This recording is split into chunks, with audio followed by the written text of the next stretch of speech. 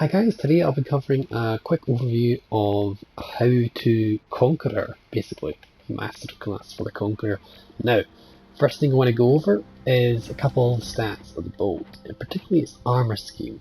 Now, first initial impressions of the armor, I see some very high armor ratings here. You know, initially led you to believe that it's very good armor. You look at this thing, ooh, purple armor, you know, exceptionally thick. The Yamato can overmatch 32, it can't overmatch 76, it can't overmatch 161, and it certainly can't overmatch 400, you know, but don't let this deceive you.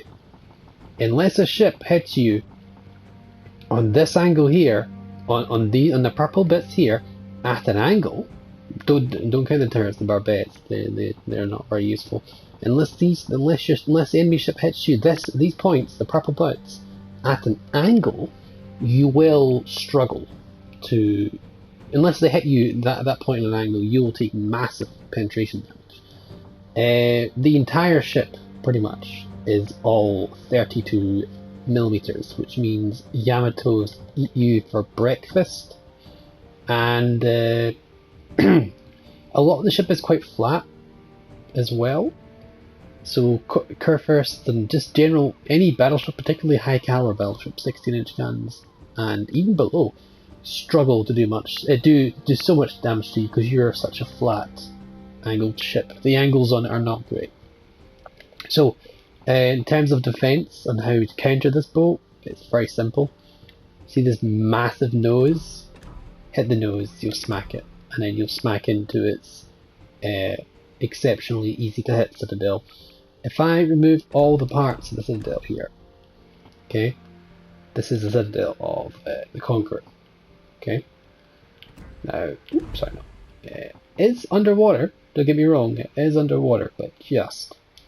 Also, there's that plate here, 102 or 24 millimeter plate at best, which means plunging sails absolutely rip you a new one. Because what's defending that? This bit here.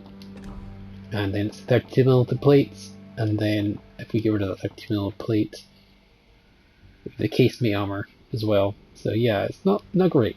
Also as well, angling. Even if you fully angle, I'll turn on the armor here. See this bit here. I'll show you this bit. This bit here. The Yamato can overmatch this bit here. The what do you call it, 32mm here, and they can smack you right into the turrets. So they hit under the turrets, or they just enter this bit here in the middle of your ship, or they go for the barbettes on the back, beneath the turrets as well. So even if you do angle, you're only really going to have successful angling at longer ranges where they can't aim as accurately, and you can turn and steer your ship how you like. So this is not a brawler. This is certainly not a brawler. It's also certainly not. It's a pretty good sniper. Don't get me wrong, but because of this plating here, which I will remove again. Hold on. Remove this. Ah, there we go. That's Citadel there. Because of this plating there, it does take a lot of damage, even while at long range, because of this particular plunging fire just says, hello, look at my shells, I will citadel you, you know? So, you need to be very careful when playing this ship. Very, very bad armor scheme. The only good bit about it is this plate here, which is nigh impenetrable. Nothing will touch it. Even HE will nothing will touch this particular point. Okay? You could have the Shikishima guns, you could have the 510mm for the Yamato guns. Nothing can match that armor belt. That is a very good armor belt, so if possible, do what you can to make the enemy hit this part of the ship. Okay? So, stats. I will do with my commander. I'll do without my commander. Just put on yeah, I'll do that. I'll put on DD commander, so it's skewed as much, not as little as possible. Survivability, health points, 77,000. It's kind of low, but you have this heal, and it's a Nelson heal. It heals up 25,000 damage per heal if you proc it properly. My build, I have 3 of these, so there's that, but yeah, the 25,000 really does help. You kind of need it, because when you do get hit by a battleship, it hurts quite a bit. So I don't know if in here. Alright, stats as well. Debris protection is actually 28%, which seems good, but I feel it takes a lot of defeated damage. Turret traverse time is really bad, and yeah, 51 seconds to turn your turrets. Absolutely atrocious. I actually spec'd into this and I recommend it. Here's what's really the Conqueror's bread and butter though.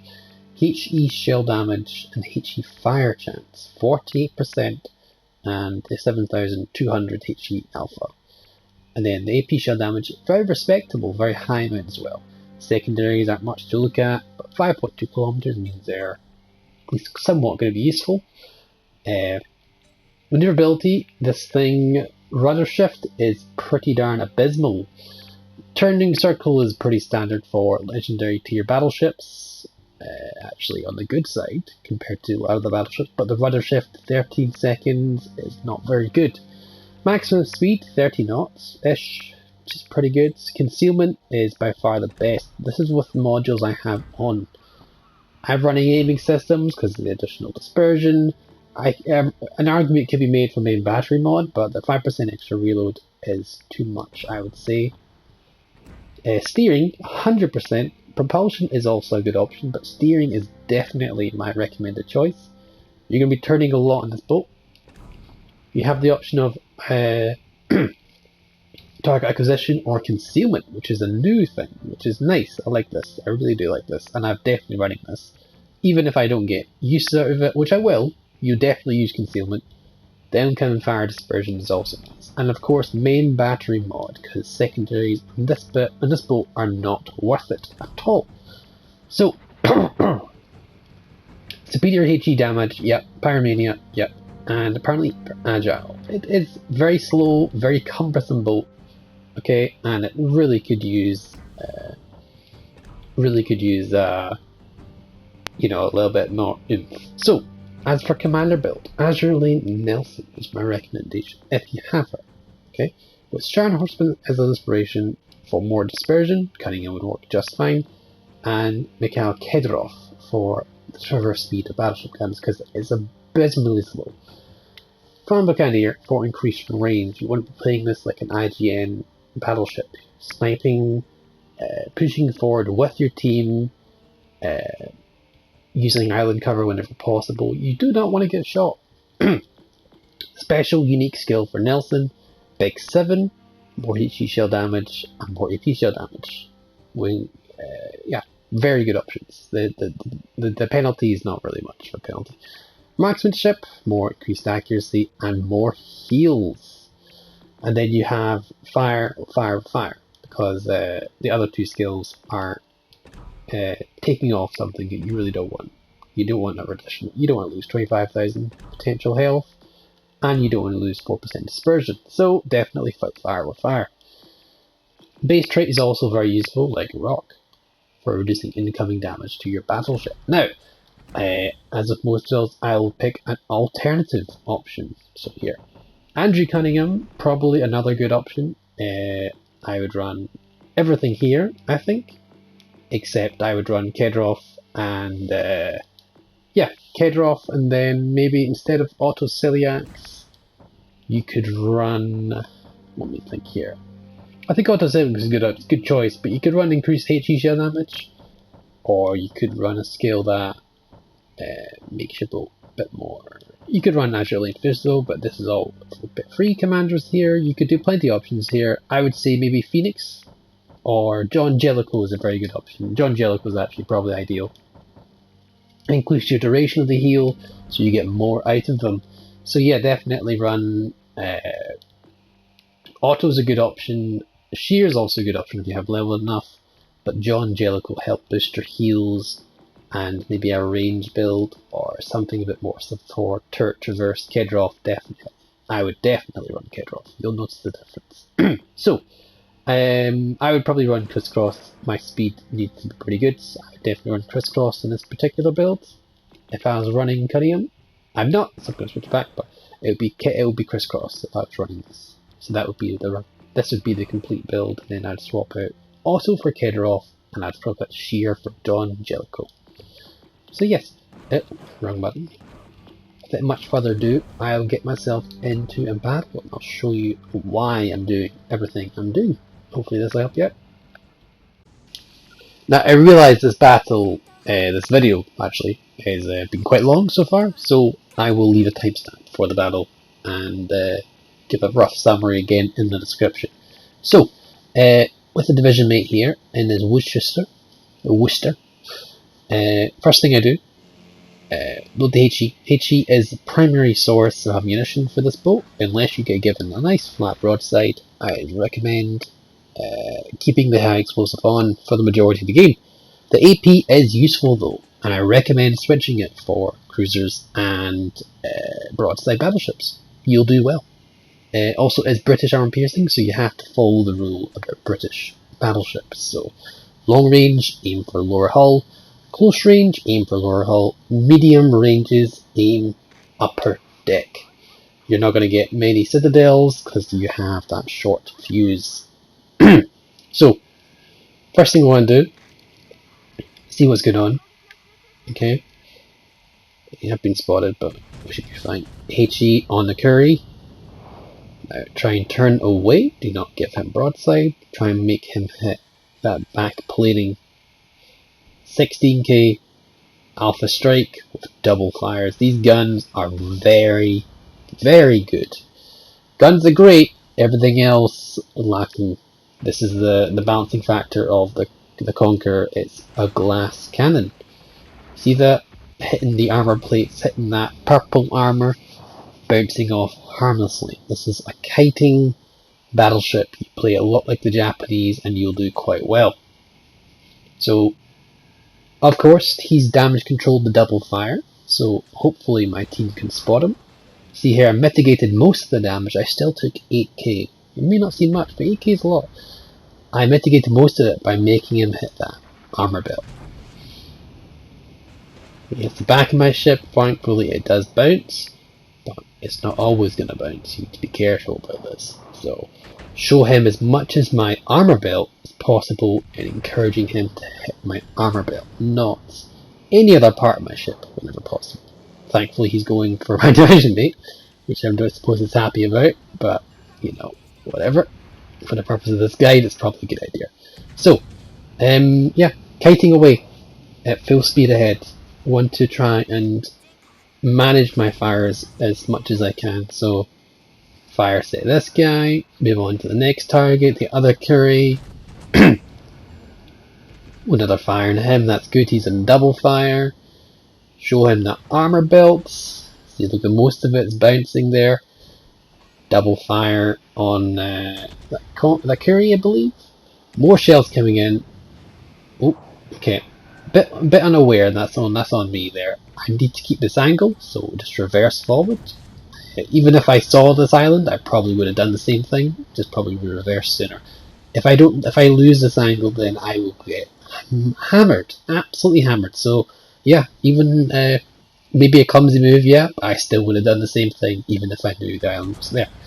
So yeah, burning it to death is the best thing I can do. That is really the best thing I can do. He's giving a little bit broadside, but not enough for me not to switch to HE.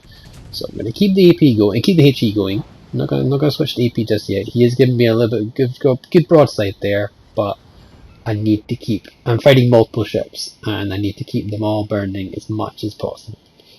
As you can see, I'm already on 52,053, and the damage is adding up.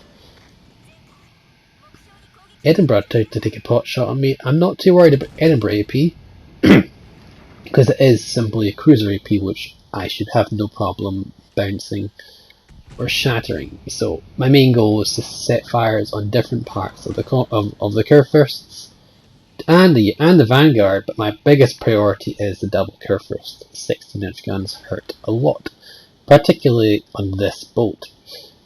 The Vanguard is a bit less of a threat, so kill what is the biggest threat to you. So yeah. These Curfers are about down half health. They probably have heals. The HE punch alpha, they're not going to heal as much, but the fires, they can heal entirety of it. So my main goal is basically to out DPM their heals. So yeah, kiting away. I don't know why the rest of the team are doing it, but that's fine. I will kite away because that's what I need to do. This is how I best play this boat. You see, most of these shots, I'm trying to get them to hit the armor belt, and thankfully they're obliging. I'm taking chip damage regardless, because they're hitting the upper 32-bit. But the lower belt is bouncing everything. Vanguard has not been set on fire yet. It's really going to be a struggle to burn the Vanguard to death, but the HE Alpha should help out with that, if I can hit him reliably enough. So that curve first is low. Can we finish him off? Yes, we did. We finished him off with a fire and he used to shoot him. Most of the shots hit the armor belt. You see, I'm kiting away at this sort of angle, giving them enough broadside to think they can hit me and then bouncing harmlessly off the armor belt. Which is always what you want to do. Though, if they're smart, they'll hit the back of your boat or they'll hit the front of your boat. But at this range, it's really, they just want to get the hit. If they go high, they'll do good damage. If they go low, they'll do nothing. You see that? The high shell hit 1000 and the lower shells did absolutely nothing. Harmlessly bounced. I believe that was the Edinburgh shells there. So yeah, keep on the HE. They're very far away. They're giving a little bit of angle, which for the curve first is really not advisable to shoot AP. You want to be mid-range. I mean, the battleship rule for the British, yes, but the Conqueror AP is quite underwhelming, and I honestly believe in this particular situation, I'll do more fires. Vanguard is shooting AP, and I'm not giving him that much of an angle, so luckily he missed that one, but it could have been much worse. Conqueror is angled because it's very easy. By the time I reach these shells, they have plenty of time to angle. These shells are not as quick as, let's say, the French or the Japanese or the Russians. These are relatively slowish shells. I happen to be running to the map border, and I don't like this sort of play, and I do have to apologise for reaching this set, but I'm doing my best to try and get off the map border. Simply by reversing. In retrospect, going forward, turning would probably get the job done, but yeah, I want to maintain this angle as much as possible. I may not seem like I'm giving much of an angle, but this is all encouraging to give them a chance to shoot the armor belt. Because if they don't shoot the armor belt, then I'm going to struggle. You may have noticed my health pool here is back up to 52, 54. I've been taking nothing but chip damage. I've not really taken any real hits, and I'm still have to use the heal. I think I'm on my second heal. Nothing really major has done massive amounts of damage to me. It's all been chip. It's all been chip damage.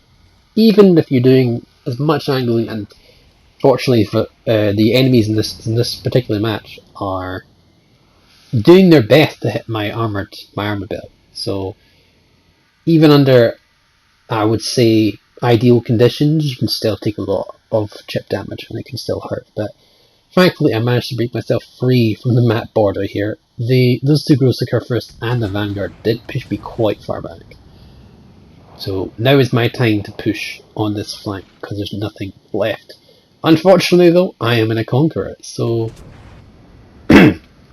this thing is not exactly a speedster. And it turns, despite with my turning mod, it still doesn't turn very quick. I feel like I'm playing the game in slow motion with the Conqueror. And I play the American Battleship line, so yeah. Took a couple blind shots to Edinburgh. Unfortunately no hits, but fortunately enough it wasn't really needed. I've got on 137,000, I haven't used AP just yet. And yeah, I've done a really respectable amount of damage, and their team has melted. Mainly because that push was not supported enough. If that Vanguard and Curve first had a DD supporting them, or that Edinburgh was a bit more ballsy and supported them more, you might have done better. So we got Massachusetts to fight. What was that? Kagero? Might be a Kagero. I'm not sure. And another Edinburgh. I believe. Yeah, Edinburgh, Massachusetts, Kagero, and Curry. Yeah, okay, so not many to fight, but we could still definitely get involved. Once this thing gets up to speed, it goes respectively quick. 29.5 knots, so that's really, honestly, 30 knots, give or take. To reach that max speed, though, you need to be sailing straight for quite some time. So yeah, that's the gist of how this game went and how my thoughts on it were. I've been really trying to. And originally, this Conqueror I tried out struggled a little bit. It's just not the boat I originally thought it would be. The HE is very good. The AP is actually slightly underwhelming, but it is short to use the AP. It's very good AP when used correctly, but you should definitely use it on the right moments, and the wrong moments will just yield almost no damage. So yeah, pushing back in. Normally I wouldn't recommend this sort of passive play, but for this boat you need to be very aware that you are a very squishy boat. You have amazing guns, but you're very, very squishy. It's very similar to the Yamato playstyle, except the Yamato has a very good armor scheme compared to this thing. Yamato is a perfect counter. As you can see, that backplating and the nose is massive. Most of the ship is 32, just like a Jean Bar originally, and you can absolutely rip Conqueror's a new one in Yamato. So Curfirst is showing up. He's angled to meet HE Salvo on the way. He's not been set on fire, so it's a high chance of him being set on fire. Well, I hit him one shell. Okay. Accuracy is not amazing, but it's pretty good. I think that was just on my aiming. So yeah, I'll give it another go. He's now bow on to me, so AP would literally have barely any effect. I know he's turning a little bit, so yeah. I'll give a little bit of adjustment for that. And that's a much better salvo. There we go.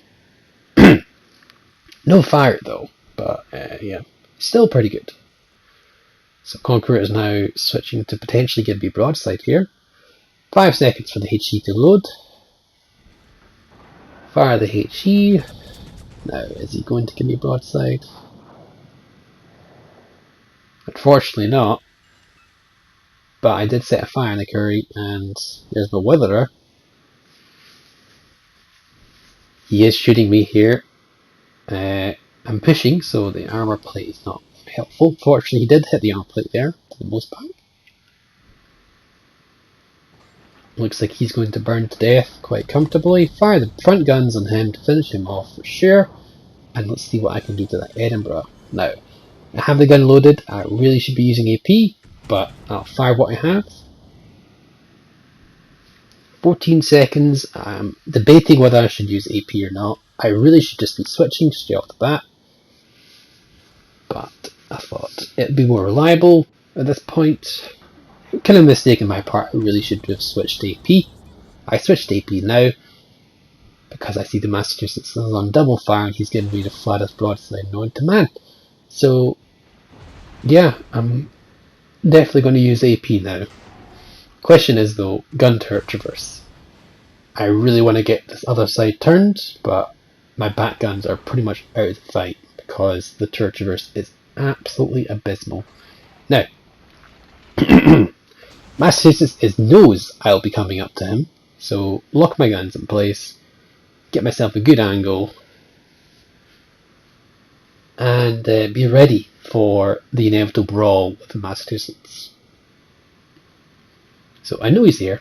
I know his angle will not be that great. He will be probably broadside or a slight angled broadside. There is still Kagero about. I should be fine though, with the way I'm angled in. So coming into play, Massachusetts is ready for it. 10,000 salvo with only one hit, one penetration, 2 overpens. He's hitting directly at my bow, which he cannot overmatch because it's all 32. Worth it to risk it for the back guns, and that was a kill with the AP. So the HE, I don't know if I would have done the same, but I feel the AP was much more viable there. Edinburgh, AP. I should rip him a new one with a salvo. Yes, okay. Short fuse AP doesn't take many prisoners at all.